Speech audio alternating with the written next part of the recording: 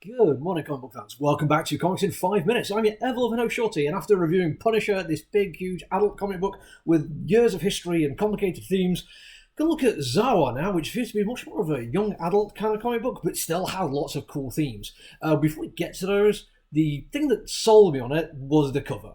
I'm not gonna lie, I saw it, and yes, this is a huge, brilliant, bold cover. I've actually ended up going for the Jorge Corona one myself, because I love his art, like genuinely, I'm a huge fan. And there's also we've got a Scotty Young cover. Every single one of them is fantastic because what we have is a main character who absolutely stands out. He's interesting to look at and makes me want to find out what their deal is. And when I opened up the comic book, the artwork inside was, if anything, even better. I swear the artwork has to be the biggest selling point of this comic book. Not that the story, the characters, and everything else about it aren't amazing, but I have to spend some time talking about the artwork first. It is beautiful. It is bold. It is not subtle sometimes. Like the opening page, it really gets into some quite heavy stuff straight away. Like, what the hell is going on here? There's definitely a story straight away there. And the artist, by the way, I'm almost going to certainly pronounce this creator's surname incorrectly. I do apologise. Michael, I'm good with Michael. Dialynice? I am not sure. I've only ever seen it written down, so I apologise if I'm pronouncing it wrong. But he is the person who is writing, he's doing the artwork, he's doing the colouring, and he's doing the lettering. Literally, one-man show, and he's doing such a good job on it. The colouring on its own is worth talking about. It's not like an unusual thing for me to get into detail when I'm talking about the colouring of a comic book. You've almost certainly heard me talk about Mike Spicer and Jordi Belair before as being two people who absolutely take it to another level. This guy, on his own work, absolutely stupendous. Like, I have literally no complaints whatsoever. We go from deep, dark, rich underground colours with creeping horror to them, and then huge, over-the-top, overblown, almost dystopic cyberpunk cities where the life of luxury is everywhere, but also there is sort of details on the deprivations behind the facade, and we have monster reveals and combat sequences and fantastic characterization. Every single bit of it is fantastically well drawn, 100% well realised, adds to the story in its own subtle ways, and again, the colouring. It is just spectacular.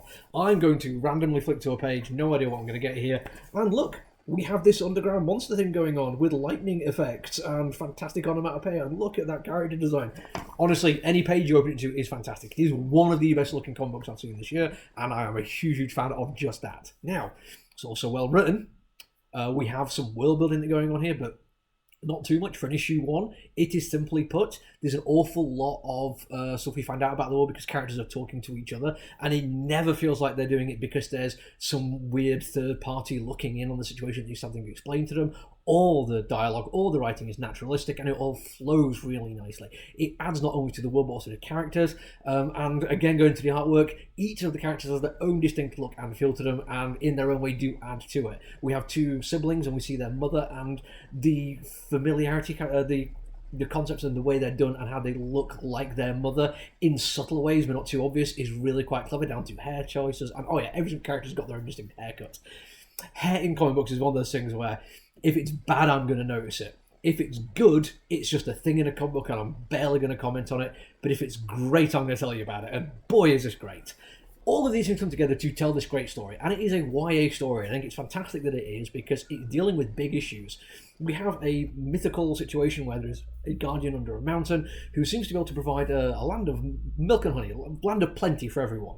But then there is a mayor who seems to keep this mountain spirit chained up in a dungeon, and instead of using this gift to basically make sure everyone is well fed and everyone lives well, he basically processes stuff and sells it, basically making himself very, very rich on the back of all this, in much the same way that an awful lot of people do. I could get into a quite deep conversation about levels of food production on this planet, and how much we produce compared to how much is needed, and how over-processing instead of just distribution is generally a bad thing. Like, we really should be heading towards a post-scarcity economy, like, we really should be there by now.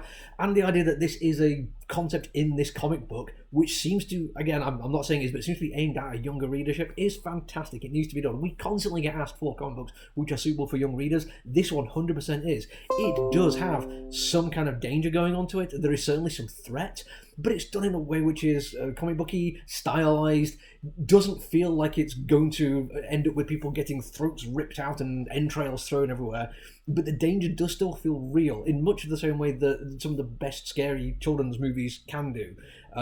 love it to pieces. And I generally hope that if you're looking to see it somewhere in a comic store, the cover jumps out to you in the same way it did to me, and you'll get a chance to read it and enjoy it and share it with everyone. Genuinely fantastic book. I loved it. That's it for me today. I'll be back tomorrow with another review. Until then, look after each other, everyone. Stay safe. Bye.